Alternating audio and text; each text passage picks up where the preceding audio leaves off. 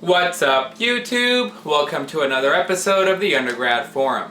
Now in this video, we're going to talk about sleep. It's a question you guys have been asking, and it's something everyone does. Number one question I get, how much sleep do I need? How much do you sleep, Mo? What's like the bare minimum? Do you do like interrupted sleep? Do you do continuous? How do you sleep? At first I kind of thought, well, that's kind of a weird question. Just go to bed and wake up. That's what normal people do. But then I realized, okay, we do live harder lives. We're either studying all the time. If you're pre-med, you're studying constantly. If you're in medical school, you're studying even more so. Or if you're in residency, you're trying to study and working all the time. So sleep kind of does become a thing. So I'll kind of walk through how I sleep and how I've really slept at the different stages in my training. So pre-med, you have it the best, okay? As much as if you're watching this and you're pre-med, you may think, oh man, pre-med's the hardest, it's the worst. Yeah, that's how it is now because you're younger and you're doing something that's tough and, it's more challenging than probably what a lot of your friends are doing, and so it feels tough.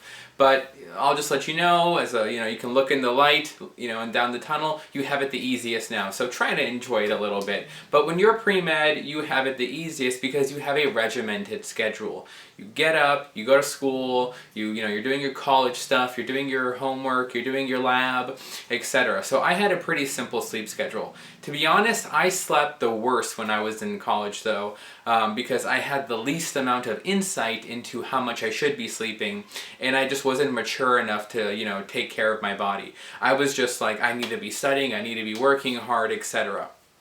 So what I used to do in pre-med was I used to get up in the morning. I had like 8 a.m. class, or maybe even 7 a.m. I can't remember anymore, but I think it was probably 8. I'd get up around like 6:37, get up, have breakfast, read the New York Times a bit, because it was free back then, now it's not. And then I'd go to class, come back. I'd usually take a midday nap, usually between afternoon class and starting lab. Like after lunch, I'd take like a quick 30-minute nap, and then I'd go to afternoon lab, finish up there, come home around 5 or 6, study quite late back at that time, until like usually midnight or 1 o'clock, and then wake up around 7 or 6:30 the next day. So I was getting on average between 6 hours of sleep probably a day, sometimes a little less, sometimes a little more. And the key there also is that on the weekends when I didn't have class, because that's how college was, I never slept in. Maybe you can give yourself like an extra 30 minutes or maybe an hour, but if you're one of those people who can sleep in till like noon or 1 o'clock, I was never one of those people, so I didn't have that problem, but do not do that. And the rationale there is, as much as, the weekend's coming and you're like, man, I don't have, whether you're in pre-med or med school, or if you're in residency, it's your one day off, you're like, oh man, I really want to sleep in. You really shouldn't try not to unless you're really quite sleep deprived. And I'll talk about that in residencies, how sometimes I think it's okay. But if you're pre-med or med school, really you should try to keep a regimented schedule because your body does have your circadian rhythm. You are releasing melatonin from the pineal gland. Keeping it regular only makes your life easier. So if you're going Monday through Friday, going to bed at a reasonable hour, getting up at a reasonable hour, and then on the weekends you're staying up late or sleeping in super much, that just throws off your sleeping cycle. So that's why you don't want to do it, because the nice rhythm you have of having a good sleeping cycle, you're going to disturb it on the weekends. So if you're pre-med or in med school, usually you have class Monday through Friday, don't sleep in on your weekends. Get up at about the same time, take your same midday naps. Now, going back into that concept of the midday nap, why would you do it? The reality for me is, it's proven with research. A lot of people do it. I remember, I think the latest I heard about it was in Japan. You're actually encouraged to take a midday nap.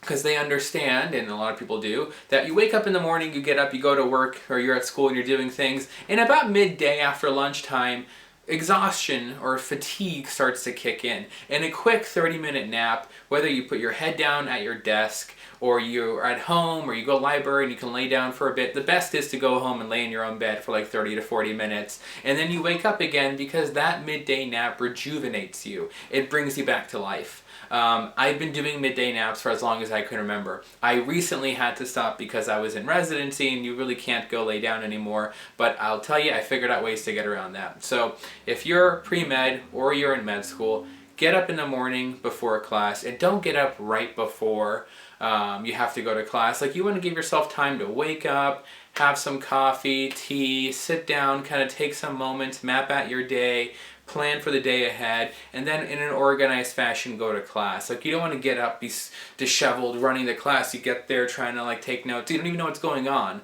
You know, you really want to try to be organized. So wake up 30 minutes earlier. It just makes your morning more smooth and your day more peaceful. Go to your lectures, come back midday, have lunch, take a short 30-minute nap or so, and then continue studying. Now comes the point of, okay, it's evening, how many hours of sleep do you need? Now, when I tell you, like when I was in pre-med, I had the least amount of maturity because I was just too young and I didn't know any better. I would sleep really like minimal hours sometimes. Sometimes I'd stay up to like 2 a.m. and then wake up at 6 and sleep 4 hours and then go take an exam. The reality being, I was like 18 at the time, so hindsight. But the reality being, it's not good for you. Walking into an exam with 4 hours of sleep, your brain is not thinking well. It's just simply not going to function the same as if you had been sleeping, say, 7 hours every night. So I don't think there's a magic number. The concept of an 8-hour sleep day, I don't think exists. I think research now shows that every person's different. Some people, I'm going to say, are quite lucky. They can live off 4 to 6 hours every day normal, no problem. And I'm going to say some people on the other end of the spectrum really do require that 8, 9, maybe even 10 hours of sleep a night. Wherever you fit, you really have to kind of figure that out for yourself. Do you wake up early? And if so, great. You don't have to keep sleeping. But if you're kind of a heavier sleeper, you just have to unfortunately modify your day to be more efficient, to give yourself the sleep that you need. So sleep, absolutely, obviously critical. You have to give yourself enough. Do I think you can run on 6 or 7 hours of sleep? Yeah, no problem. Do I think you can run on 4 or 5? You can run on it, but we know people who are even minimally sleep deprived, if they do like driving tests or they do like written exams, they perform the same level as someone who's drunk. You may think that sounds crazy, Mo, but the research is out there, check it out. My point being, 4 to 5 hours every night may be okay for a couple times here or there if you have extra work coming up or a project or an exam or something happening. Like, that's life. Sometimes we just have to burn the midnight oil. But doing it continuously for a long period of time, I'll just tell you from experience and having seen friends, it's not going to work. You're going to get burned out, you're going to get fatigued, and most importantly, all the work you're going to do is going to go to waste. When you're running on low sleep, you're going to be like studying throughout the day, going to class, working, and all that work you're doing is just lower efficiency. It's like spinning your tires in the mud. You may be putting out effort, but you're not getting much traction. Wow, that was a good analogy. But the point still, sleep a little more so that when you are awake and you are doing things throughout the day, you're getting more out of them. And that just comes, I think, with as you get older, you realize I need to get more out of every hour I have. And being sleep deprived just isn't worth it, because the work then becomes less efficient. Then you're posed with the question, well, if I'm sleeping more, how do I get more done in the day? And that just requires better time management efficiency. I've made videos about that in the past in the channel. And that's something you will continuously work on as in your career. And that kind of goes back to the first statement we made in the video, that as a pre-med, you have it the easiest because you really have the least amount of work. And as you go on, you get more and more.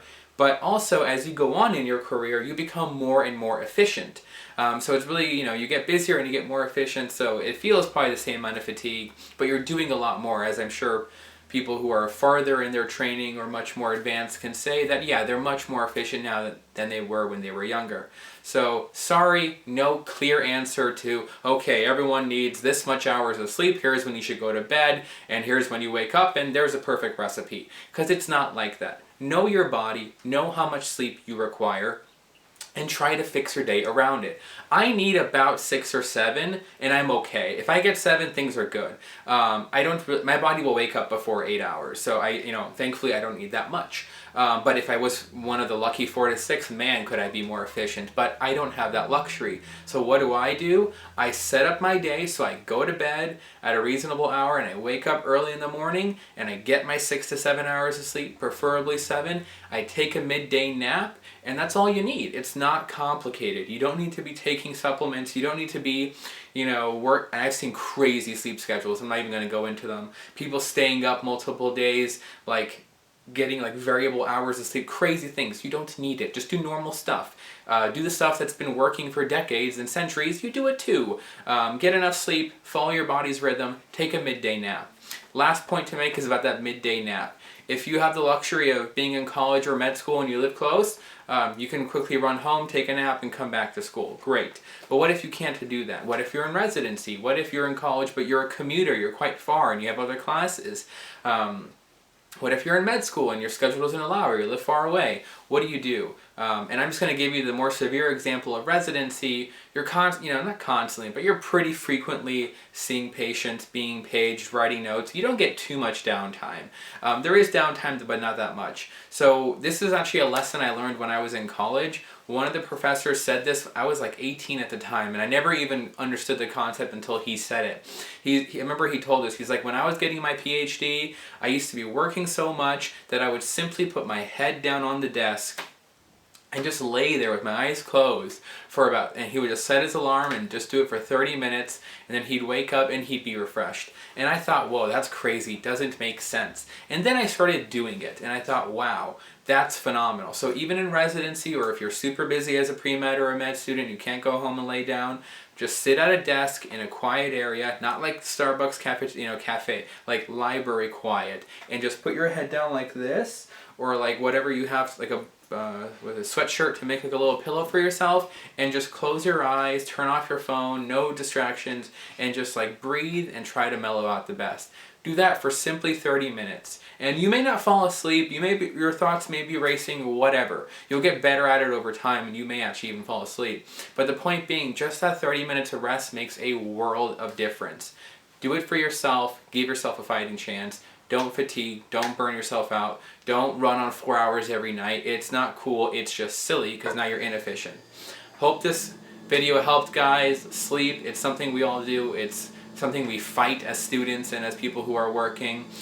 Don't fight it, accommodate your own sleep schedule, take naps, sleep enough. Just become more efficient. You can do it, I guarantee you. Your mentors are doing it, I know you guys can do it too. Alright guys, I hope you enjoyed this video. The concept of sleep, do it well. Don't miss out. Links down below, comments, any questions you guys have, go on the Facebook page. We all talk to each other. I respond much more responsive now. I figured out how to do it. I didn't know there was really a little question box for me on Facebook. Let me know if you guys have any questions. And as always, enjoy your study.